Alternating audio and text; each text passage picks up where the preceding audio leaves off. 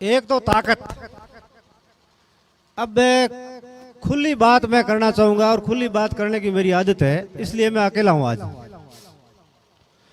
कोई अपने आप को 30,000 बता रहा है, कोई अपने आप को 35,000 बता रहा है, कोई 18 बता रहा है, लेकिन आप लोग 60-70,000 हो।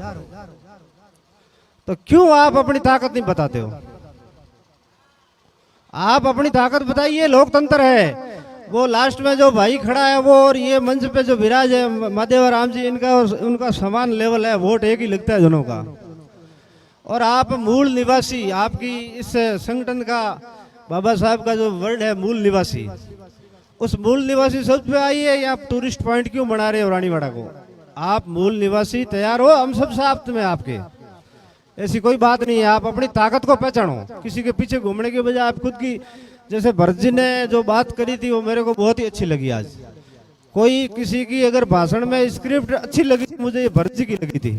उन्होंने जो बात कहने की कोशिश करी थी, सबके चेहरे खिंच गए थे। तो इस तरह की बात कोई करने नहीं देता यार, अपने ही लोग होते हैं वो ये बातें करने नहीं देते, कहीं ना कहीं वो बीच में आ जाते हैं। अब बात हुई एकता की, उसके बाद में बात करें त्याग की,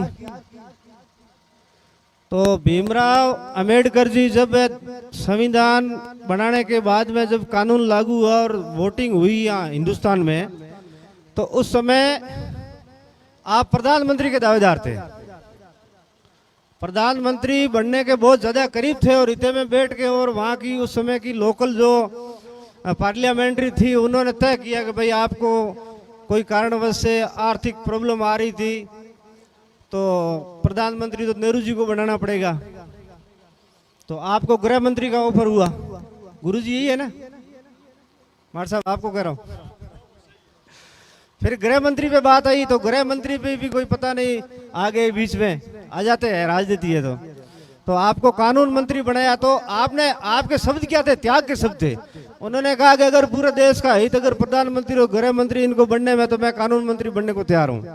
लेकिन आज 75 साल के बाद में नेता एक वार्ड पंच का पद नहीं छोड़ता है। वार्ड पंच का, वार्ड पंच भी मैं बनूंगा, सोसाइटी का अध्यक्ष भी मैं बनूंगा, एमएलए मैं बनूंगा और एमपी भी मैं बनूंगा। अब बोलो कहां जा रहे हो आप? है कहीं त्याग की भावना? सुनाई दे रहा है क्या मेरा बात? तो ये हालत है यार। कहाँ आप बाबा साहब की बात कर रहे हो इस मंच पे बैठकर? कहाँ आप बात कर रहे हो? अब तीसरी बात मैं कर रहा हूं जो सबसे जरूरी था। यहाँ सारी पार्टियों के नेता बैठे थे, एसडीओ साहब थे और एमएलए साहब थे। सबको मैं ये कहना चाहता था कि रानीवाड़ा में 102 करोड़ रुपए खर्च हुए हैं। दिख रहे हैं क्या कहीं आपको? 102 करोड़ रुपए रानीवाड़ा में खर्च हुए एसपीआरएम योजना के तहत। आपको पूरे रानीवाड़ा के अंदर एक बार टॉयलेट नहीं मिलेगा आपको पेशाब करने के लिए। और जो माता बहना उपखंड है, विधानसभा है, रेलवे लाइन है, तो पूरे क्षेत्र से यहाँ जो महिलाएं आती है उनको पूरी रानीवाड़ा के अंदर साफ सुथरा पेशाब करने के लिए टॉयलेट तक नहीं है। और 102 करोड़ रुपए खर्च हुए हैं, 1 अरब और 2। ये बात मैं मैडम को और एमएलए साहब को और इनको बताना चाहता था। ये है रानीवाड़ा की हालत। और आप जांच करवाते हो, रानीवाड़ा खुर्द की जांच नहीं करवाते हो, रानीवाड़ा कल्ला की करवाओ, और कभी जालेरा की कला और कभी ये कराओ। तो एमएलए साहब को भी मुझे सुनाना था कि आप सारे 102 करोड़ की जांच कराओ तो आधी अधूरी क्यों करवा रहे हो? तो बाबा साहब के पुरानी बातों पर, बाबा साहब ने क्या किया, उन मूल्यों पर अब बात करने की। आप 5000 साल पहले की बात कर रहे हो कि हमको किसने लूटा। अरे लूटा वो तो लूटा, अब आपको आपके ही लूट रहे हैं ना। उनको पहचानो, अपनी ताकत पहचानो। और ये चुनावी साल है इसलिए सारे ये मंच पर आते हैं। आप अपनी ताकत पहचानो। 4-6 महीने की बात है, नहीं तो फिर 5 साल की गहरी खाई में धकेल जाओगे। धन्यवाद। जय हिंद, जय भीम।